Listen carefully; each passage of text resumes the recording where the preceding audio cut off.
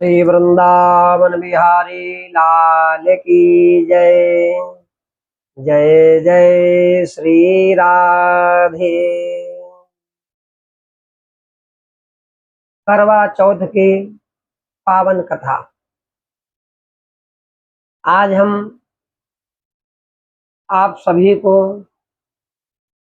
करवा चौथ के व्रत की विधि और इसकी कथा श्रवण कराने जा रहे हैं। सौभाग्यवती माताओं के लिए यह पर्व विशेष है। हमारे इस वीडियो के माध्यम से आपको करवा चौथ की 4 कथाएं सुनने को प्राप्त होंगी। आप सभी से निवेदन है कि आप सभी चारों कथाओं को श्रवण करें।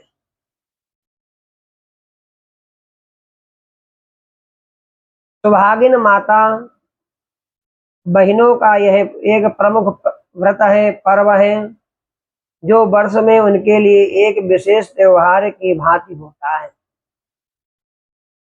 गरीब अमीर सभी जाति वर्ग और हर आयु की नववधु से लेकर वृद्धा सधवाएं सौभाग्यवती माताएं यह व्रत करके अपने अपने पतियों के अच्छे स्वास्थ्य एवं दीर्घायु की कामनाएं करती हैं। इस व्रत उपवास में फलाहार नहीं लिया जाता है।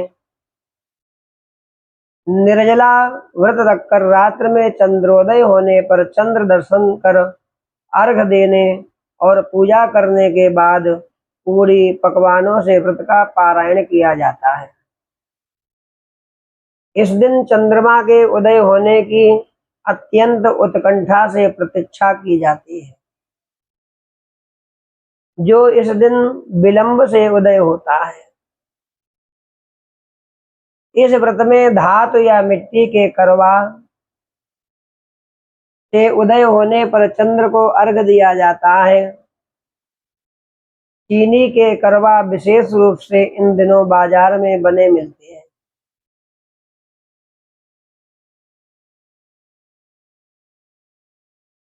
धातु के बने करवा के साथ बहुओं के पीहर से ससुराल में मिठाई फल वस्त्रादि के साथ भेजे जाते हैं। इसलिए इस व्रत का नाम करवा चौथ कहा जाता है। यह व्रत कार्तिक मास में कृष्ण पक्ष की चतुर्थी तिथि को परंपरागत ढंग से प्रायः सौभाग्यवती माताएं करती हैं। व्रत की विधि क्या होती है? स्नानादि के पश्चात प्रातः काल से ही व्रत की तैयारियां आरंभ हो जाती हैं। पूजा की सामग्री एकत्रित करके रखते हैं, जिसमें सुहाग की समस्त वस्तुएं सम्मिलित होती हैं। दीवान पर भीगे चावलों में हल्दी डालकर पीस कर बनाए अयपन से करवा चौथ माता का चित्र बनाया जाता है। और आजकल तो कैलेंडर की भांति छपा छपाया ऐसा चित्र भी उपलब्ध हो जाता है बाजार में। इसमें ऊपर चंद्र और सूर्य, करवा माता, शिव, कार्तिकेय, गणेश भगवान, 7 भाई बहन, सीढ़ी पर चढ़ा एक भाई, चलनी से दीपक दिखाता हुआ तथा अन्य परंपरानुसार चित्र बने होते हैं। एक चित्र ऐसा भी बाजार में आपको प्राप्त होगा, इसको भी आप लोग ले सकते हैं। प्रायः परिवार और पास पड़ोस की महिलाएं एकत्र होकर चौथ माता के बने चित्र के सामने बैठकर पूजा करती हैं, गीत गाती हैं। इस पूजा में लकड़ी के एक पट्टे पर मिट्टी से बनाई गौरा, गणेश, शिव के प्रतीक रूप भी प्रतिष्ठित किए जाते हैं। इनका पूजन अर्चन चंद्रोदय से पूर्व कर लिया जाता है। इसी समय हाथ में चावल और फूल लेकर करवा चौथ माता और गणेश जी की कथा पढ़ी और सुनी जाती है। नव वधुएं पीहर से आई हुई वस्तुएं वहां रखती हैं और पूजन के पश्चात वायने के रूप में अपनी सास जेठानी आदि को देकर आशीष प्राप्त करती हैं, अर्थात आशीर्वाद प्राप्त करती हैं। चंद्रोदय होने पर जब चारों ओर शोर होने लगता है, चंदा निकल आया, चंद्रमा निकल आया, चंद्रमा दिखाई दे रहा है, चंदा निकल आया, तब सुहागने चंद्र दर्शन कर उसे अर्घ प्रदान करती हैं और चंद्रमा का पूजन करती हैं। इसके बाद माताएं अपने पूज्य वर के पांव लगकर आशीर्वाद प्राप्त करती हैं। यही व्रत के पारायण का समय है और व्रती स्त्रियां अपना मुख जुठारती हैं, अर्थात कुछ खाकर अपना मुख जूठा करती हैं, व्रत का पारायण करती हैं। इसके बाद मिल बैठकर पूरी पुआ पकवानों को सभी परिवारीजन खुशी से खाते हैं।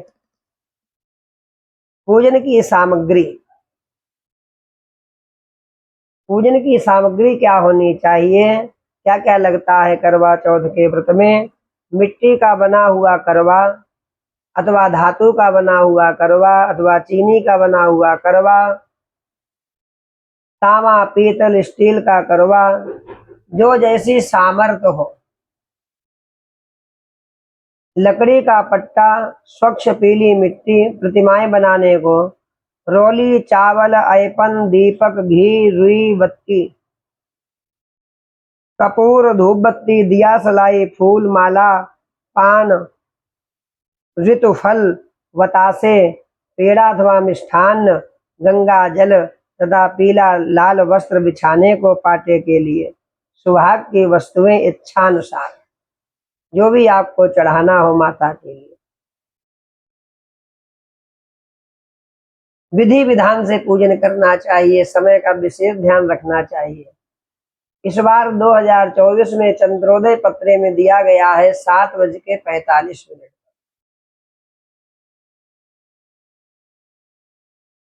अब हम आपको करवा चौथ की कथा सुनाते हैं। श्री गणेशाय नमः। गुरुर्ब्रह्मा गुरुर्विष्णु गुरुर्देवो महेश्वरः, गुरुः साक्षात् परब्रह्म तस्मै श्री गुरवे नमः। हाथ में अक्षत फूल लेकर भगवान की कथा श्रवण करनी चाहिए। एक साहूकार के 7 बेटे और एक बेटी थी। सातों भाई तथा बहन नित्य एक साथ प्रेम से भोजन किया करते थे। बहन का विवाह होने के बाद भाई भोजन करते समय बहन की याद करते और फिर अनमने से भोजन किया करते। जब कार्तिक से पहले बेटी विदा होकर घर आई तो घर में खुशी छा गई। अब बहन भाई फिर मिल बैठकर भोजन करने लगे। कार्तिक कृष्ण पक्ष में करवा चौथ का व्रत किया जाता है। घर में लड़कों की बहुएं, माँ और बहन सभी ने व्रत रखा था। शाम को सातों भाई भोजन करने बैठे तो उन्होंने बहन को भोजन करने के लिए कहा। बहन बोली, आज वह तो चंद्रमा निकलने पर ही अर्घ देकर भोजन करेगी। भाई चुप होकर भोजन करने को तैयार हो गए, पर सबसे छोटा भाई बहन से बहुत प्यार करता था। उसने सोचा कि बहन चंद्र के निकलने तक कैसे भूखा रह सकेगी। उसने भाइयों से सलाह करके वृक्ष के सहारे सीढ़ी लगाई और चलनी के पीछे दीपक रखकर उसके प्रकाश को चंद्रमा बता दिया और भोली भाली बहन को अर्घ देने को कहा। भाइयों ने इस तरह बहन से अर्घ दिलाकर भोजन करने को कहा। बहन ने अपनी भाभियों से भी भोजन करने को कहा, किंतु उन्होंने भाइयों के द्वारा छल किया जाना बताकर ननद को भी भोजन करने को मना किया। फिर भी भोली बहन ने भाइयों के बहकाने में आकर भोजन कर लिया। बहन जब भोजन करने बैठी तो पहले ग्रास में बाल निकला, दूसरा कौर मुंह तक पहुंचने पर कुत्ते ने कान फटफटाए। इस तरह दो अपशगुनों के बाद भी बहन ने भाइयों के साथ कुछ भोजन कर लिया। लेकिन तभी उसकी ससुराल से उसके पति की तबीयत खराब होने की खबर आ गई। वह छोटे भाई को लेकर जब तक ससुराल पहुंची तब तक पति की मृत्यु हो चुकी थी। वहां उसकी मौत पर भारी कोहराम मचा हुआ था। माँ ने अपनी लड़की को ससुराल भेजते समय समझाया था कि जब वह पति के गांव पहुंचे तो घर जाते समय रास्ते में जो भी बड़े व्यक्ति और स्त्रियां मिले उनके पांव छूती जाना, आशीर्वाद प्राप्त करती जाना बेटी। उसने ऐसा ही किया। जब वह पति के घर पहुंची तो वहां का हाल देखकर वह चकित हो गई। मुख से एक बार चीख निकली, फिर वह गुमसुम सी एक ओर बैठ गई। उसकी सास ने उसे धरती पर पड़े पति के पास ला बिठाया। कुछ देर पीछे वह जोर जोर से डकारने लगी और बोली, हाय, भूल से व्रत को भंग कर दिया, भूल से व्रत को भंग कर दिया। हे गणेश जी महाराज, आप मुझे क्षमा कर दीजिए, मेरा अपराध ही क्षमा करोगे, मेरा अपराध आप ही क्षमा करोगे, हे गणेश जी महाराज क्षमा कर दीजिए। इस तरह वह कहती और जोर जोर से रोने लगी। तभी शंकर जी और पार्वती जी उधर से निकले। पार्वती जी ने हाल जानकर कहा, हे स्वामी, यह तो बहुत कम उम्र में ही विधवा हो रही है, यह अपना शेष जीवन कैसे काटेगी प्रभु, आप कुछ कीजिए इस अबला के लिए। शंकर भगवान बोले, हे प्रिय, आपका कहना सत्य है, किंतु यह अपराध तो गणेश जी के प्रति हुआ है, वही इसे संभालेंगे। उन्होंने गणेश जी से उसे सुहागिन बने रहने के लिए कुछ करने को कहा। तब गणेश भगवान जी ने व्रत खंडन करने की उसकी भूल को क्षमा कर दिया और कहा कि वह अब अगली करवा चौथ का व्रत करने में भूल ना करे। तब उसका पति राम राम कहकर उठ बैठा और बोला, मैं तो आज बहुत सोया हूँ।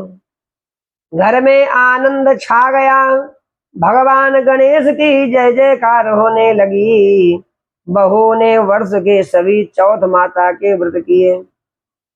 सभी चौथ माताओं ने कार्तिक की सबसे बड़ी करवा चौथ का व्रत करके अखंड सौभाग्य पाने की बात कही। तब उसने कार्तिक आने पर करवा चौथ का व्रत विधि पूर्वक पूर्ण किया और अपने पति सहित सुख से रहने लगी। अब वह प्रतिवर्ष करवा चौथ का व्रत हंसी खुशी किया करती थी, प्रसन्नता पूर्वक किया करते थे।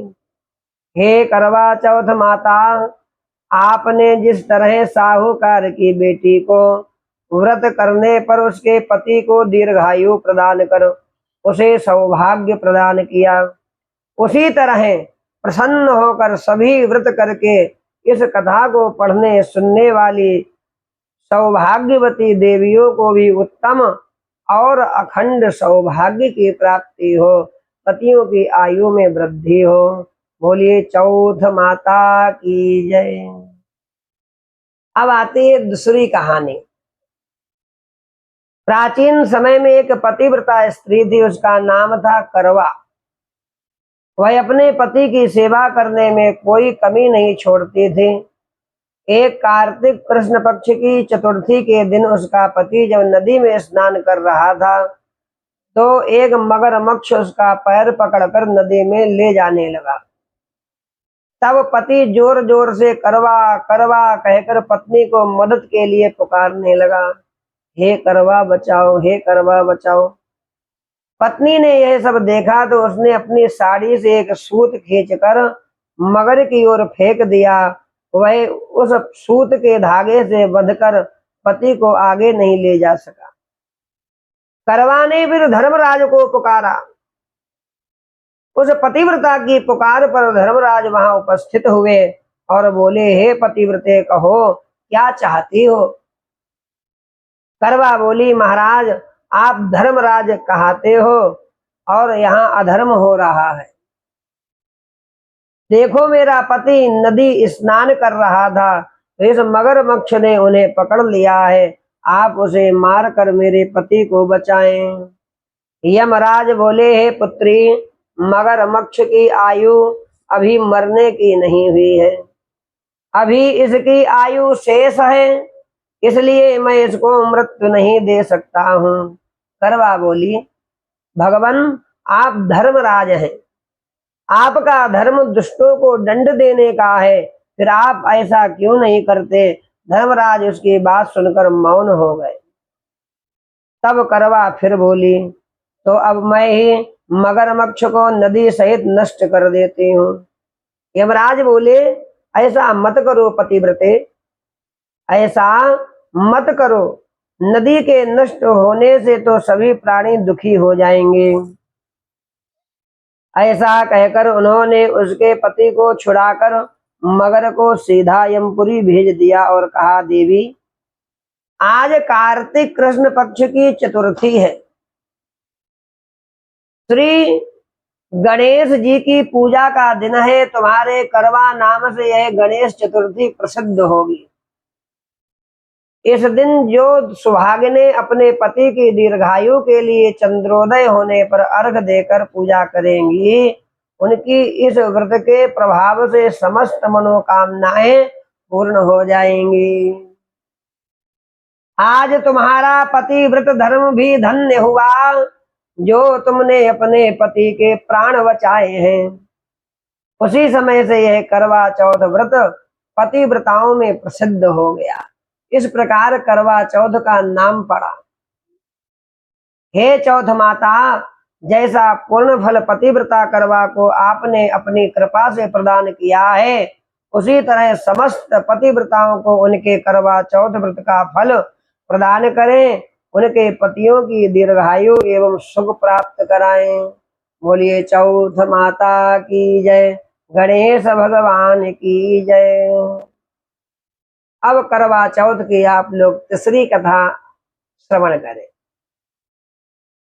एक समय की बात है, पांडुपुत्र अर्जुन नीलगिरी पर्वत पर तपस्या करने चले गए। उनके पीछे उनके भ्राता और द्रौपदी को अनेक संकटों का सामना करना पड़ा। साथ ही द्रौपदी भी अर्जुन के विषय में चिंतित रहने लगी। एक दिन द्रौपदी ने भगवान श्री कृष्ण का स्मरण किया और उनके दर्शन देने पर उनको अपने संकटों के विषय में बताया। तब शोकाकुल सती द्रौपदी को धैर्य बंधाते हुए श्री कृष्णचंद्र भगवान ने संकटों के निवारण हेतु एक प्राचीन कथा सुनाकर यह व्रत अनुष्ठान करने की परामर्श दी। उन्होंने द्रौपदी को बताया कि एक बार माताओं को कष्टों से दुखी देखकर पार्वती जी ने भोलेनाथ से कोई ऐसा व्रत बताने को कहा जो सौभाग्यवती स्त्रियों को हर प्रकार से सुख प्रदान करने वाला हो, उनके पतियों को दीर्घायु प्रदान करने वाला हो, माताओं को सुहागिन बनाने वाला हो। तब श्री शंकर भगवान ने उनको इस प्राचीन व्रत को बताया। विवाहित स्त्रियों को हर प्रकार से सुख संपन्न रहने एवं उनके पतियों को दीर्घायु प्राप्त करने वाला बताया। उन्होंने कहा कि एक समय एक ब्राह्मण परिवार था, जिसमें 4 पुत्रों के अलावा एक कन्या गुणवती थी। परिवार के सभी व्यक्ति धार्मिक थे, वर्ष के सभी व्रत पूजा किया करते थे। एक बार कार्तिक कृष्ण चतुर्थी को माँ बेटी तथा पुत्रों की बहुओं ने करवा चौथ का व्रत रखा। सायंकाल तक व्रत पूजा की समस्त तैयारियां हो गईं। चंद्रोदय होने की प्रतीक्षा हो रही थी। घर में पूरी पकवान बने थे। बेटी गुणवती को पकवानों की सुगंध ने उसकी भूख को जगा दिया। उसे भूखी और व्याकुल देख उसके दयालु भाइयों ने छल से भोजन कराने की सोची। उन्होंने पीपल वृक्ष की आड़ में नकली चंद्रमा दिखाकर बहन गुणवती से अर्घ दिलाया, भोजन करा दिया। भोजन करने वह बैठी ही थी कि उसकी ससुराल से अचानक पति के देहांत की खबर आ गई। वह चीत्कार करते हुए अपनी ससुराल पहुंची तो वह स्त्रियां तरह तरह की बात करने लगी। कोई बोली व्रत खंडनी आ गई, कोई कहती अपने पति को ब्याह होते ही चुड़ैल खा गई, एक तो पति मरने का उसे गहरा सदमा लगा था, दूसरे स्त्रियों की ऐसी तीखी बातों से उसका मन इतना बेहुवल हो गया वह धरती पर पछाड़ खाकर गिर पड़ी और रोने लगी। हाय, मैं सचमुच ही राक्षसी हूं क्या? मैंने अपने पति को खाया, सचमुच ही राक्षसी हूं, मैंने अपने पति को खाया है। हाय, मैं इतनी भूखी थी कि मैंने भोजन नहीं, अपने पति को ही खा लिया। इस तरह विलाप करते हुए गुणवती अपने पति के साथ सती होने के लिए भागी भागी शमशान पहुंच गई। चिता में कूदना ही चाहती थी कि चौथ माता ने उसे रोक लिया और बोली, बेटी तुम्हारी भूल नहीं हुई, तुम्हें भाइयों ने भुला दिया, भाइयों ने भुलवावे में डाल दिया था। देख तेरा पति अब जीवित हो उठा है, तुम घर जाकर उसकी प्रतीक्षा करो। गुणवती घर पहुंची तो उसका पति वहां बैठा हुआ था। घर में चारों ओर खुशियां छाई थी। स्त्रियां कहने लगी, गुणवती का पतिव्रत धन्य है, सत्य है। गुणवती सहित सभी स्त्रियों ने अगली करवा चौथ आने पर व्रत विधि पूर्वक पारायण किया। कार्तिक कृष्ण पक्ष में जब फिर करवा चौथ आई तो गुणवती ने सब भांति विधि पूर्वक व्रत किया। श्री कृष्ण चंद्र भगवान बोले, हे द्रौपदी, तुम भी इस व्रत को करके अपने समस्त संकट दूर कर सकोगी। यह कार्तिक मास अगला ही मास है, तुम करवा चौथ व्रत को विधि पूर्वक करोगी तो अपने को सभी संकटों से मुक्त कर पाओगी। बोलिए कृष्ण चंद्र भगवान की जय। अब हम आपको चौथी कथा श्रवण कराने जा रहे हैं और यह कथा बहुत प्रसिद्ध है, बंडा भैया की कथा। एक वणिक परिवार में 7 बेटों की बहुएं थी। 6 बहुओं के पीहर वाले बहुत धनी थे और भरे पूरे परिवार के थे। छोटी 7वीं बहू के परिवार में कोई भाई बहन और नहीं था, वह बहुत गरीब भी थी। इसी कारण 6 बहुओं के पीहर से बहुत सा दान दहेज आया था।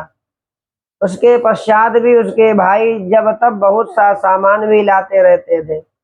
इस तरह परिवार में उन 6 बहुओं का बड़ा मान सम्मान था।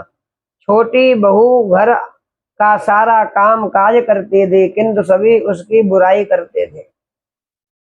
प्यार उसके सास ससुर भी नहीं करते थे और उसे खरी खोटी अलग सुनाते थे।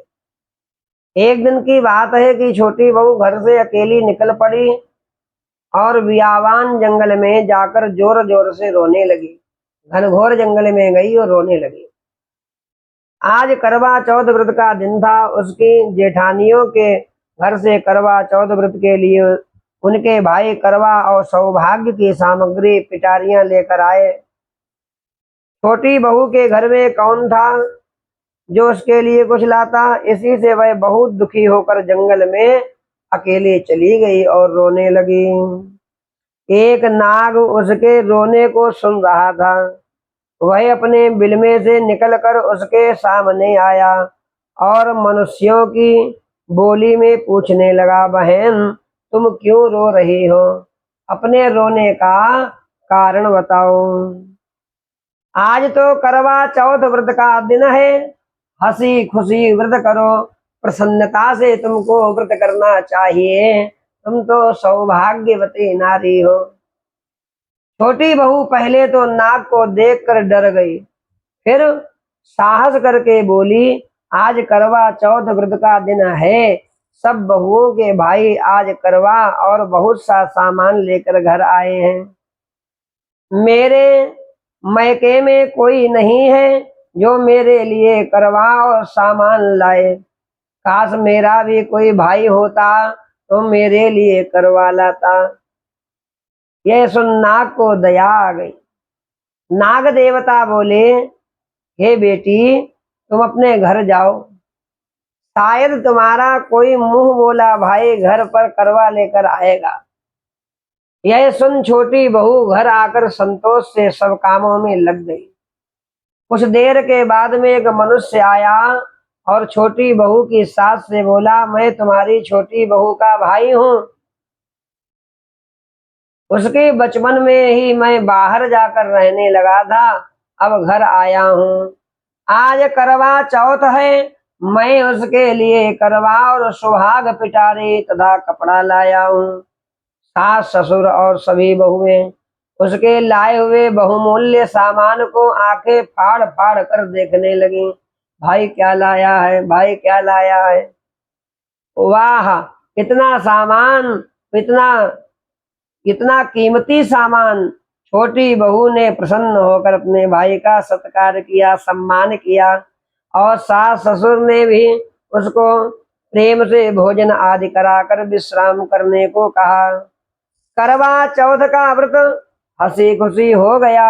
अगले दिन छोटी बहू का भाई उसकी सास से बोला, माता जी, मैं बहन को कुछ दिन घर ले जाकर रखूंगा, आप इसे मेरे साथ भेज दीजिए। सास ने उसे प्रसन्नता पूर्वक उस भाई के साथ भेज दिया। वह मनुष्य रूप में नागों का राजा आया था। स्वयं नागराज आए थे। वह उसे ससुराल से अपने महल में लेकर आया और बोला, बहन, तुम जितने दिन रह सको यहाँ हंसी खुशी रहो, बड़ी प्रसन्नता से रहो, अपनी इच्छानुसार खाओ पियो और सारे महल में मर्जी हो वहां रहो, घूमो। ये ख्याल रखना कि सामने वाली नाद का ढक्कन उठाकर कुछ देखना नहीं। छोटी बहू भाई के महल में आराम से रह रही थी। एक दिन जब भाई कहीं गया था तो उसने नाद का ढक्कन उठाकर देखने का विचार किया।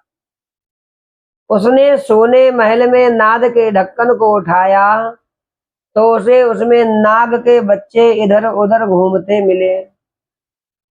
जब उसे किसी के आने का आभास हुआ तो उसने जल्दी से उस ढक्कन को रख दिया।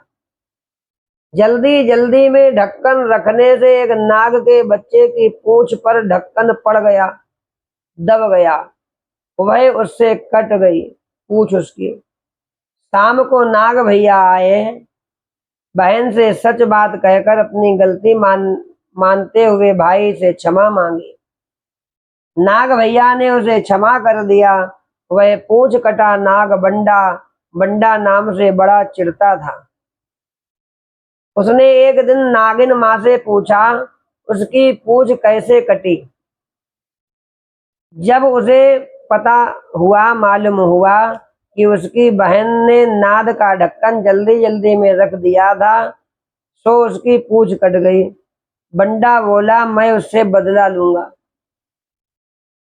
मैं कुछ नहीं जानता, मैं उससे बदला लूंगा। माँ ने उसे समझाया कि यह गलती से हुआ था, जानकर तो नहीं किया था। बंडा बोला, यह मैं नहीं जानता, मैं उससे जरूर बदला लूंगा। एक दिन बंडा अपनी बहन के घर चुपचाप पहुंचकर छिप गया। वह अवसर की ताक में था कि उसे काट कर घायल करे। कमरे में जहां बंडा छिपा था और छोटी बहू बैठी थी, वहीं उसकी सास आई और बातों ही बातों में उसने बहू से पूछा, बहू, तुझे सबसे प्यारा भाई कौन लगता है? बहू, तुमको सबसे प्यारा भाई कौन लगता है? बहू ने तुरंत प्रसन्न होकर कहा, माता जी, मुझे तो बंडा भैया सबसे प्यारा लगता है। हमारा हृदय का टुकड़ा है बंडा भैया हमारा। बंडा यह बात सुन रहा था। वह सोचने लगा, मुझे धिक्कार है जो मैं अपनी बहन को जानबूझकर काटने आ गया हूँ। वह वहां से चुपचाप लौटने लगा। तभी उसे याद आया कि कल करवा चौथ का व्रत होने वाला है। उसने वहां से लौटकर करवा और अन्य ढेर सारा सामान इकट्ठा किया और अपनी बहन के घर लेकर पहुंच गया। बहन और उसकी सास ने उसका बहुत प्यार से स्वागत किया, सत्कार किया, सम्मान किया। जब वह अपने घर पहुंचा तो माँ ने पूछा, क्या तुमने अपनी बहन से बदला ले लिया? बंडा बोला, माँ, वह तो मुझे सबसे ज्यादा प्यार करती है, ऐसी बहन से कोई बदला लिया जाता है क्या? अब तो बंडा अपनी बहन के घर हर करवा चौथ पर करवा और अन्य सामान लेकर जाने लगा। सब लोग भाई बहन के प्यार से बहुत खुश थे। हे करवा चौथ माता, तुमने छोटी बहू के जैसे दुख के दिन फेरे, उसी तरह अपने अन्य व्रत करने वाली माताओं बहनों को दुखों से दूर रखना और सुहागिनों को उनका सुहाग अक्षय कर उनको सब प्रकार से संतानों सहित सुख संपत्ति प्रदान करना। बोलिए गणेश भगवान की जय। करवा चौथ माता की जय। जय करवा चौथ माता की आरती। जय करवा मैया माता, जय करवा मैया, जो व्रत करे तुम्हारा पार करो नैया। ओम जय करवा मैया, सब जग की हो माता, तुम ही हो रुद्राणी, यश तुम्हारा गावत जग के सारे प्राणी। ओम जय करवा मैया, कार्तिक कृष्ण चतुर्थी, जो नारी व्रत करती, दीर्घायु पति होवे, दुख सारे हरती। ओम जय करवा मैया, होए सुहागिन नारी, सुख संपत्ति पावे, गणपति बड़े दयालु, विघ्न सभी नासे। ओम जय करवा मैया, करवा मैया की आरती। व्रत कर जो गावे, मैया व्रत कर जो गावे, व्रत का उनको पूरन, व्रत उनका हो पूरन, सब विधि सुख पावे। ओम जय करवा मैया माता, जय करवा मैया। बोलिए करवा मैया की जय। गणेश भगवान की जय। इस प्रकार हमने आपको करवा चौथ के दिन ये चारों कथाएं सुनाई। आप सभी लोग इस कथा का श्रवण अवश्य करें और इस वीडियो को अधिक से अधिक अपने बंधु बांधवों को भी भेजें, जिससे कि करवा चौथ के दिन माताएं, सौभाग्यवती माताएं इस कथा का श्रवण कर सकें। संपूर्ण विधि के सहित हमने आपको यह कथा श्रवण कराई। जय श्री कृष्ण। राधे राधे।